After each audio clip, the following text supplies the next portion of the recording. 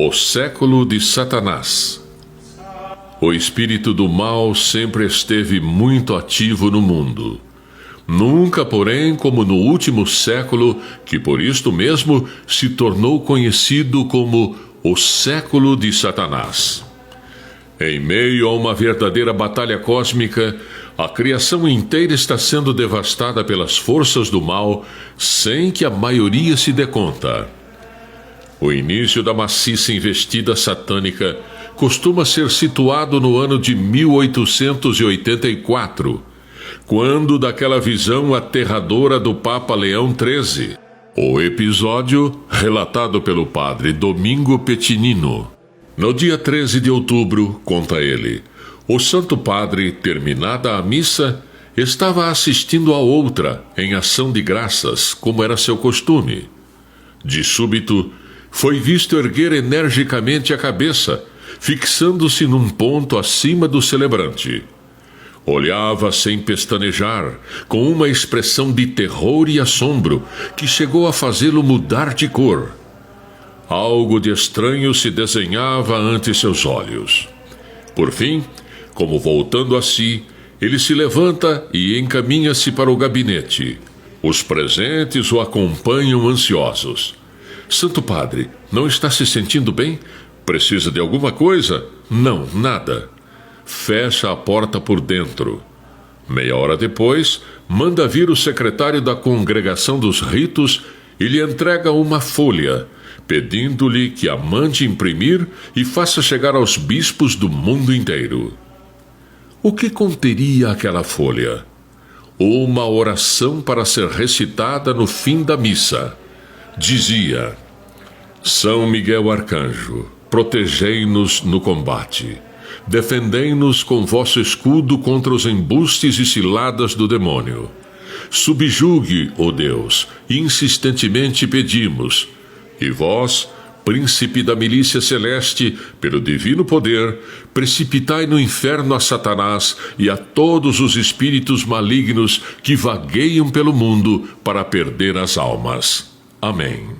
Mais tarde, o próprio Papa contaria como tudo aconteceu. Durante a missa tivera uma visão na qual ouvira a voz profunda e gutural de Satanás jaquitando-se diante de Deus. Eu posso destruir a igreja e arrastar a humanidade toda para o inferno, mas para isto preciso de mais tempo e mais poder. Quanto tempo e quanto poder? Perguntou-lhe uma voz doce. A voz gutural redarguiu: de 75 a 100 anos, e mais poder sobre os que se põem ao meu serviço. Pois tens esse tempo, replicou a voz suave. A oração a São Miguel Arcanjo prescrita pelo Papa continuou sendo rezada durante o resto do século XIX, até 26 de setembro de 1964, logo após o Concílio Vaticano II, quando foi decretado: não se dirão mais as orações leoninas depois da missa. Foi justamente depois de suprimirem essas orações, comenta Câmpora, que a fumaça de Satanás entrou na igreja por todas as frestas, desencadeando a vertigem, o aturdimento e a aberração. E todas as medidas de doença social e declínio moral, como a taxa de crime, de abortos, de divórcios, etc., começaram a subir rapidamente a partir do final da década de 1960, poucos anos após esta oração ter cessado nas liturgias da igreja. Cumpria-se o prometido.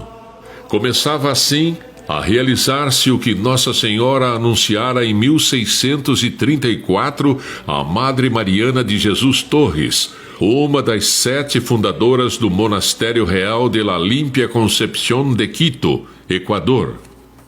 São anúncios referentes aos nossos dias e impressionam pela precisão, riqueza de detalhes e semelhanças com as predições feitas em Fátima. Um dia, enquanto rezava diante do sacrário, a lamparina se apagou. Ao acendê-la novamente, a capela se encheu de luz e a Virgem apareceu. A lamparina que viste apagar, falou ela à Madriana, tem muitos significados. No fim do século XIX e grande parte do século XX, surgirão várias heresias. A luz preciosa da fé quase se apagará nas almas, devido a uma corrupção dos costumes quase geral. Neste tempo, os ares se encherão de espírito de impureza, que a semelhança de um dilúvio de imundície inundará as ruas, as praças e os lugares públicos. Tamanha será a libertinagem que não haverá mais almas virginais no mundo. Ao controlar todas as classes sociais, as seitas penetrarão habilmente nas famílias e os demônios se gloriarão de alimentar perfidamente os corações das crianças. Perder-se-ão, assim, as vocações sacerdotais. Será um verdadeiro desastre. Satanás controlará a terra por meio de homens infiéis que, quais nuvens negras, escurecerão o céu, bloqueando a alvorada radiante da liberdade da Igreja. Tão terrível será esta noite que dará a impressão de o mal ter triunfado. Chegará então o meu tempo, quando destruirei de maneira assombrosa o orgulho de Satanás, lançando-o debaixo de meus pés, acorrentando-o no inferno e deixando a Igreja finalmente livre de sua cruel tirania. Uma advertência ainda mais clara se repetirá em La Salette. No ano de 1864, Lúcifer e um grande número de demônios serão soltos do inferno, e pouco a pouco acabarão com a fé até das pessoas dedicadas a Deus. Porque agora é o tempo de todos os tempos, o fim de todos os fins. A Igreja será eclipsada, e o mundo ficará em estado de consternação, confusão e perplexidade. Realmente, durante as aparições de La Salette e depois delas, a Igreja foi assediada por maçons e sociedades secretas. Uma mescla de sistemas filosóficos, liberalismo, racionalismo religioso, positivismo, secularismo, humanismo, indiferentismo, socialismo, marxismo, liberalismo teológico, feminismo radical, deísmo, agnosticismo, ateísmo e panteísmo. Produziu um leque imenso de erros a respeito de Deus, de Jesus, da Igreja, do pontificado e dos sacramentos que ainda perdura. Veja o que disse Jesus ao profeta Pedro II no dia 26 de abril de 2005. A Igreja Católica vem cedendo espaço para todos e dizendo que todos vão se salvar.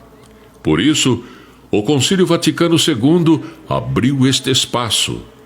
Só nisto aí já diz quase tudo, que o homem pode mudar as leis de Deus. Imaginem se Jesus dissesse: lutem para que o diabo se converta. Hipócritas, têm olhos, mas não conseguem enxergar, e ouvidos, mas não conseguem ouvir. O planejamento dessa nova cartilha faz que o homem tenha o direito de fazer o que tem vontade. Não faz mal, seja católico, budista, maometano, espírita de centro de Umbanda ou ateu. Tudo é certo para se alcançar a glória de Deus, guiado por Jesus Cristo. Esses são os ladrões, os fornicários, os corruptos, os mais verdadeiros desafiantes diante do Santíssimo Sacramento. A messe é grande, mas os operários são poucos. Felizes dos que leem, acreditam e divulgam as profecias deste grande livro, a Palavra Viva de Deus, porque serão chamados de filhos da luz.